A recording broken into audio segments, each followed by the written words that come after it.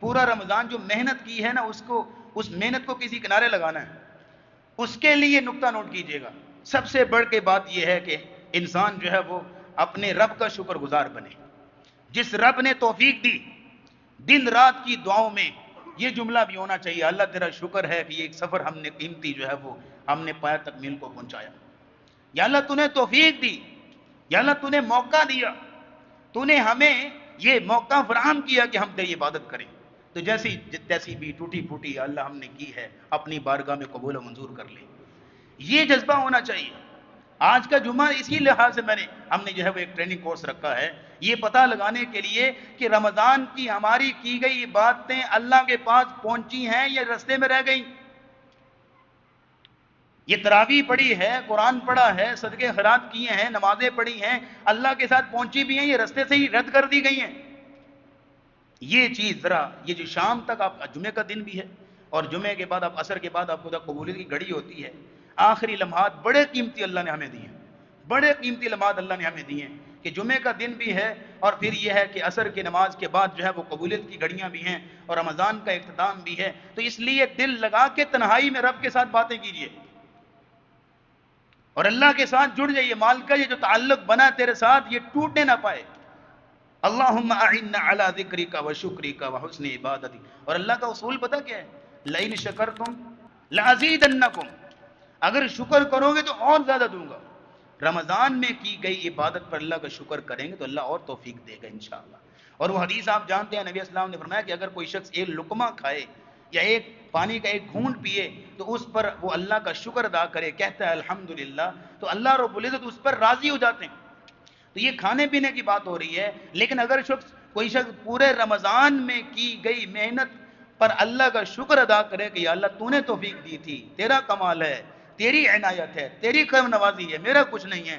اللہ رب العزت یعنی یوں سمجھ لیجئے کہ ساری اپنی محنت کو اپنا پلو جھاڑ کے اللہ کے کھاتے میں ڈال دے, یا اللہ تیری عنایت ہے, تیرا شکر ادا کرتا ہوں. تو یقین جانیے اس شکر پر اللہ کتنا خوش ہوں گے. پھر یہ ہے کہ آخری بات نوٹ کیجئے گا, یا ایھا الذین آمنوا اتقوا اللہ ولتنظر نفس ما قدمت لغد. اے ایمان والو اللہ سے ڈر جاؤ اور ہر شخص دیکھے کہ اس نے آئندہ زندگی کے لیے کیا فراہم کیا, کیا بھیجا.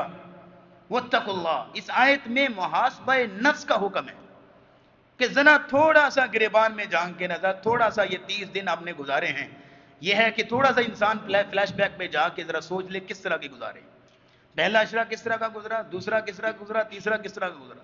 تھوڑا سا انسان محاسبہ کر لے کہ رمضان کا اختتام ہو رہا ہے, یہ سوچنا چاہیے کہ لعلکم تتقون کی ڈگری اللہ نے میرے لیے جاری کی ہوگی کہ نہیں.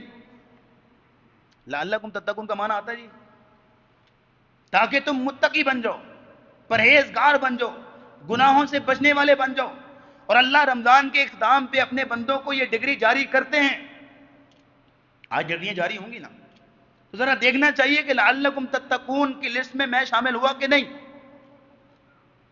میرے اندر وہ یہ ایک پیمانہ ہے, بیسیکلی یہ ایک پیرامیٹر ہے اپنے آپ کو چیک کرنے کا, پرکھنے کا, اپنے آپ کو دیکھنے کا کہ میرے اندر کوئی تحسن, کوئی ایکسلنس, کوئی بہتری آئی کہ نہیں, کہ اللہ کے ساتھ تعلق مزید بہتر ہوا کہ نہیں, میں اچھا انسان بنا کہ نہیں, اگر پہلے اچھا تھا اب اور اچھا بنا کہ نہیں, اگر پہلے اور اچھا تھا اب سب سے اچھا بنا کہ نہیں بنا. تھوڑا سا اپنے اندر انسان جھانک لے, دیکھ لے, کیونکہ یہ رمضان المبارک یہ مہینہ تھا اپنے آپ کو کچھ بنانے کا, اپنے لیے کچھ بنانے کا, اپنی آخرت کے لیے کچھ بنانے کا.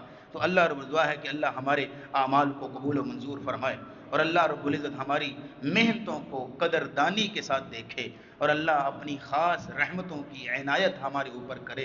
نبی کریم صلی اللہ تعالی علیہ وسلم جب سفر پہ جایا کرتے تھے تو ایک دعا پڑھا کرتے تھے, اللہم انی اعوذ بک من وعثاء السفر. اس میں ایک جملہ نوٹ کر لیجئے بس چونکہ وقت ہو چکا ہے. ایک جملہ آپ بولا کرتے تھے, والحور بعد القور, یا اللہ حور کے قور کے بعد حور آ جائے, یا اللہ میں اس کی جو ہے وہ پناہ مانگتا ہوں. اس کی مطلب یہ ہے, قور کا مطلب ہوتا ہے کہ جیسے اذا الشمس, تکویر کا مطلب ہوتا ہے لپیٹنا, تکویر کہتے ہیں لپیٹنے کو, کہ جیسے ایک پگڑی باندھی, امامہ باندھا تو بڑی محنت سے جو باندھتے ہیں ان سے پوچھئے, بڑی محنت سے جو ہے وہ سٹائل بنا کے اس کو بڑی محنت لگتی ہے. اور اگر ذرا سا بھی کوئی چیز ایک چیز ہل جائے نا تو سارا امامہ جو نیچے گر جاتا ہے. تو اللہ نبی صلی اللہ علیہ وسلم نے یہ مثال دی ہے، یا اللہ اس چیز سے میں تیری پناہ مانگتا ہوں کہ ایک کام میں بڑی محنت سے کروں، بڑی تگ و دو لگن سے کروں، اور لیکن ذرا سی غلطی کی وجہ سے وہ سارا جو بکھر جائے اور میری ساری محنت ضائع ہو جائے. یا اللہ میں اس سے تیری پناہ مانگتا ہوں. تو اس جذبے کو سامنے رکھیے، اس چیز کو سامنے رکھیے گا. اللہ رب العزت عمل کی توفیق دے، اور اللہ رب العزت ہماری عبادات کو قبول و منظور فرمائے.